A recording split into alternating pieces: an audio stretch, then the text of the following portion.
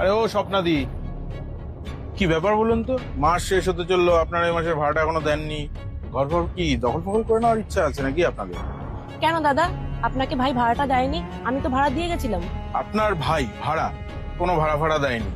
আপনি দুদিনের মধ্যে আমার ভাড়াটা ক্লিয়ার করে দেবেন, ঠিক আছে? আমি কিন্তু সেকেন্ড টাইম আর আসতে পারবো।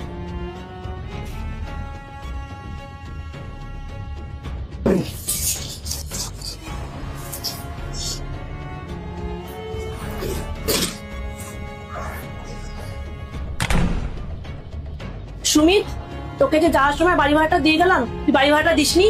টাকা নেই আমার কাছে। টাকা নেই মানে? তোর তো স্যালারি এসেছিল, স্যালারিটা কোথায় গেল?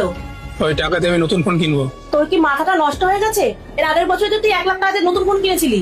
দিদি, ওটা আগের বছর কথা ছিল, এখন নতুন লেটেস্ট মডেল এসেছে, আমি ওটা নেবো। ভাই তুই তো জানিস এই সময় টাকা কত প্রয়োজন আমাদের সংসারে, তারপরে তুই এইভাবে টাকা নষ্ট করছিস। আমার টাকা আমার ইচ্ছা, আমার যা মন চায় আমি তাই করবো। ভাই তুই এগুলো কি বলছিস? সংসার দায়িত্ব কবে বুঝবি তুই? তোর দায়িত্ব তো তোর কাছে রাখ, আমাকে গেম খেলতে দে, ডিস্টার্ব করিস না। তোর সাথে না কথা বলাটাই বেকার, যা মন চাইছে তাই কর।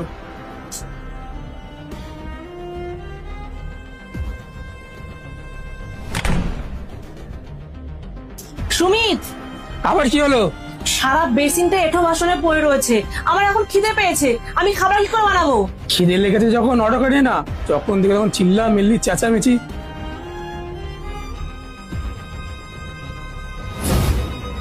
এখন কি তুই আমার মাথা উপরে নাচবি? যা না এখান থেকে।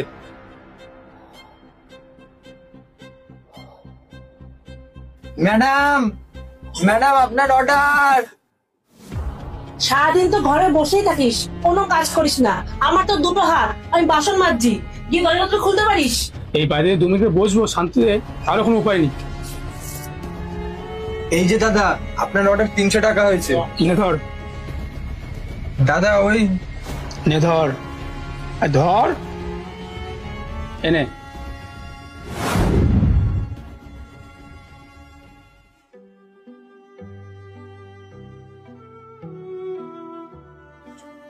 ভাই তোমার টাকা।